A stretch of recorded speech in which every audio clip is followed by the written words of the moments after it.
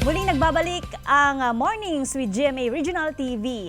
Mga karosa na dinisenyohan ng iba't ibang produkto sa lalawigan ng Apayao, agaw pansin sa kapistahan. Tunghayan sa report.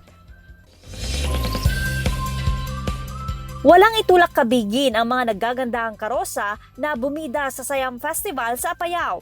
Namumutiktik na mga produkto ang ipinalumuti sa bawat karosa. Tampok din ang mga kasangkapan, maging ang mga halaman at hayop na makikita sa bawat bayan. May ilan din na gumamit ng indigenous materials. So you can see there the progress depicted sa float. Yung kanilang mga agricultural products is there. Their culture, ano yung endemic sa lugar.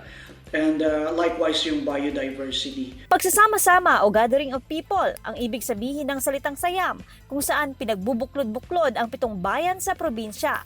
Ginaganap yung Siam Festival to remind the people kung saan galing ang Apayao bilang probinsya. At nire-remind din ng mga tao na to look back at their roots and also at the same time to help Apayao develop into a more progressive province. Dating iisang probinsya ang Kalinga, Apayao, pero taong 1995 nang tumayong iisang probinsyang bawat isa. Sumentro rin sa pasasalamat sa progreso ang aktibidad. Joan Punsoy para sa Mornings with GMA Regional TV.